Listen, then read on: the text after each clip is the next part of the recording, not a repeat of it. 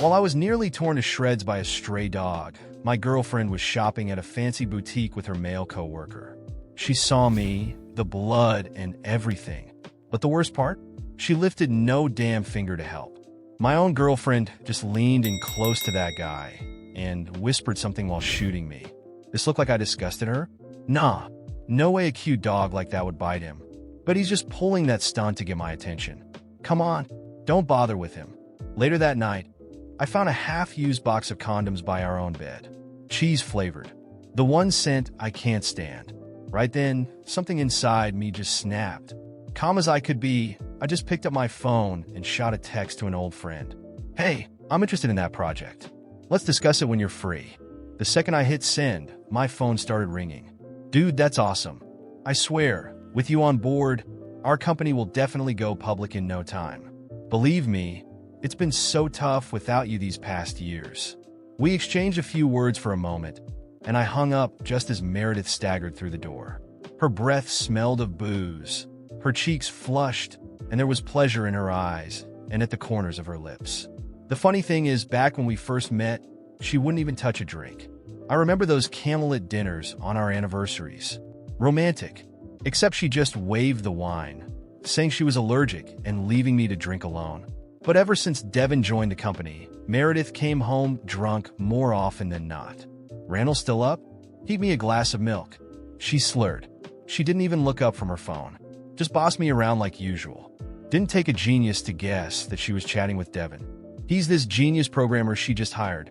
Came in and solved two big tech trouble for the company right away. And on top of that, he's got that gentle personality and good looks. No wonder my girlfriend was pretty much glued to his side. The milk got expired. I said it casually, without even looking first. She scrunched up her face, pouted like a little girl, kicked off her heels, and flopped down on the couch in a huff. Jeez, there you go again. Randall, seriously, what's the matter if I hang out with my employees? For Pete's sake, you gotta stop being passive-aggressive every fucking time. Listen, Devon's a valuable asset, okay? And I'm his boss, remember? Of course, I gotta pay attention to him. You think I enjoy going out all the time? Come on, I'm just doing it for us. Oh, by the way, you study computer science too, right? If you had even half of Devon's skills, I wouldn't have to spend my days faking smiles with him, you know? She lay back on the couch, her eyes half closed as she kept mumbling in a daze. She seemed to have forgotten that I graduated at the top of my class, that my graduation project was what helped her start that tech company, and that I made it become the top in the industry. I literally gave up my career for years to support her, and now how come I'm just some useless guy in her eyes? But I didn't argue. I just quietly walked into the study and started sorting through my files for the work handover. She must have waited for a while and eventually noticed that I wasn't coming to run her a bath. So she got up, reluctantly, stumbled over, and leaned against me. The smell of smoke on her was so strong that I held my breath and turned away. She smelled like Devon's favorite brand of cigarettes. Come on, honey, don't be like this. Can we just wash up and go to bed? I'll even wear that little dress you like. Her tone was a little too sweet, and I knew that too well. It was the kind she only used when she felt guilty. And of course, she forgot I was bitten by a damn dog this morning. The bite was still stinging, and I was not even supposed to get it wet. It was like a freaking hellhound. That thing straight up sunk its teeth deep into my leg and wouldn't let go. My blood was literally pouring on that street. The doc had to give me a rabies shot and told me I'd lost some motor function in my leg, meaning I was screwed. I couldn't do anything physically intense anymore, not even sports. After treating my injury, the doctor shook his head, saying, "I'm so sorry. If you'd gotten here half an hour earlier, we could have saved the nerves." Probably. Seeing I wasn't in the mood, Meredith dropped her pride for once. She grabbed my hand and guided it to her chest, but I jerked my hand away and she looked humiliated. Just as she was about to lose her cool, her phone lit up as a song played. It's that damn Love of My Life, a special ringtone for Devon. I'd already told Meredith how much it bothered me, but she just brushed me off, calling me narrow-minded. What was I supposed to do other than let it slide or try to still? Every time that damn ringtone played, it scraped at me like someone dragging nails across a chalkboard. Just like that, a smile plastered on Meredith's face, and she just shoved me aside and glided back to the bedroom. A little while later, I checked the company's group chat and found that Devon had sent a message a minute ago. Guess you knocked out before I could get my good night from you. President Weber. That bastard even threw in a bunch of cringy, colorful hearts and shy emojis that made me flinch. Then came a screenshot. My girlfriend, asleep on a video call with a picture of Devon grinning. Proof of her cheating on me was right on my face, and I felt like I'd been kicked in the stomach. To make matters worse, our idiot co-workers jumped in. The group chat quickly blew up with replies like, "Ah, what a perfect couple. The president and her right-hand man, inseparable. Devon, what did you do to the boss? She hasn't stopped smiling lately." Each notification hit me like a punch in the gut. They were laughing at me, celebrating the betrayal right in front of me. The most infuriating part wasn't just that my girlfriend was cozying up with another man.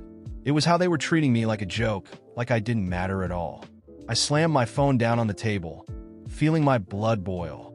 A part of me wanted to confront her, to scream and demand answers. But deep inside, I knew there was no point. Meredith didn't care.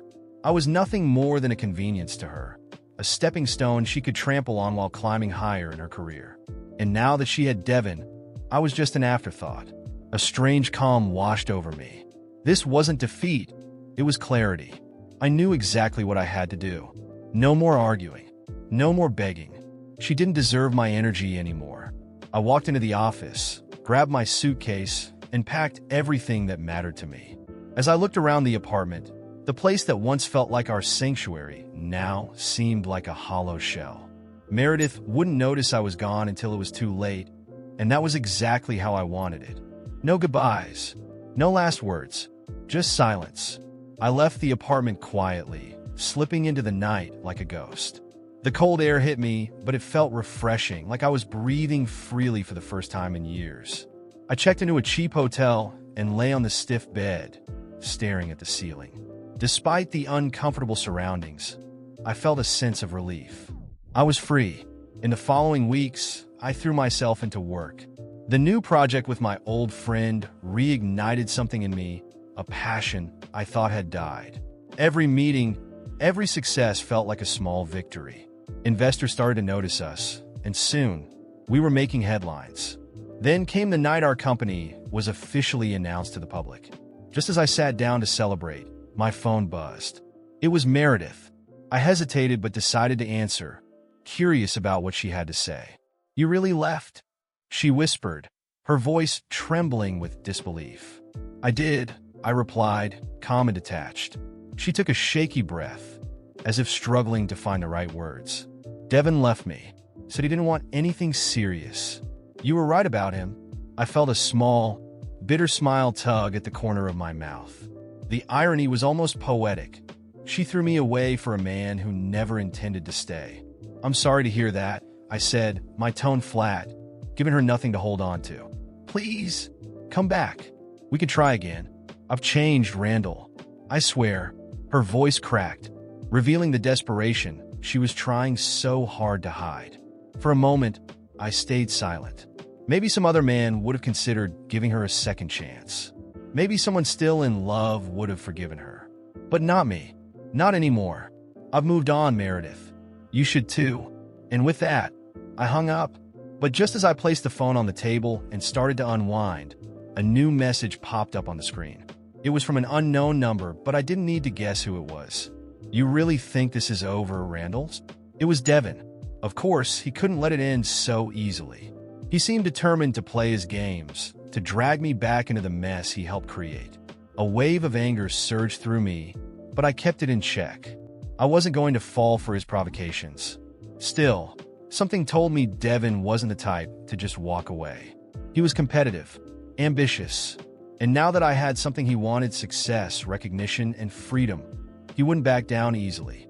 I leaned back, thinking things through. If there was one thing I'd learned from these past few months, it was that I needed to stay ahead of people like him. Devon wasn't just a rival. He was a threat. And the only way to deal with people like him was to beat them at their own game. I opened my laptop and started drafting a plan. If Devon wanted a war, I'd give him one. But this time, I wouldn't play fair. There would be no mercy, no loose ends. As I worked, A dark thought crossed my mind. Meredith wasn't entirely out of the picture yet. Not while Devon was still involved. I knew she'd try to weasel her way back into my life, either out of regret or spite. And Devon, he was far from finished. He wasn't the kind of man to leave quietly. This wasn't the end of the story, just the beginning. And this time I was in control. The days after Devon's message were eerily quiet, but I knew it was only the calm before the storm. Men like him don't just disappear. They wait in the shadows, ready to strike at the right moment. But I wasn't the same man he thought he could play with. If he wanted war, he was going to get it. This time, I wouldn't just win. I'd crush him completely. My first move was solidifying my contacts. I spent the following weeks meeting with investors and closing strategic deals. Every agreement I signed was another step toward making my new company untouchable.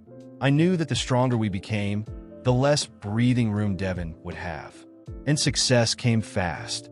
In just a few months, we were leading the industry. News outlets praised my comeback, and old colleagues who once ignored me now wanted to reconnect. But I didn't need them anymore. I never did. Then Devon made his first move. He tried sabotaging one of our major contracts, spreading rumors about fraud in my company.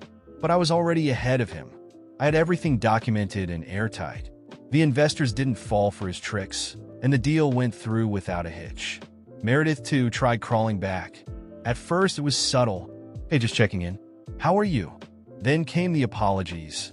Randall, I'm so sorry. I was a different person back then. Please, can we talk? I deleted every message without responding. Every time she reached out, it only strengthened my resolve. Forgiveness was off the table. Moving forward without looking back was my only option. Then came the meeting that changed everything. A group of influential shareholders, ones Devon had been courting, reached out to me. They knew about his sabotage attempts and chose to align with me instead. We signed a contract that not only solidified our dominance, but left Devon's company teetering on the edge of bankruptcy. A week later, the news broke. Devon's company was in financial freefall. Investors were jumping ship, and employees were abandoning him.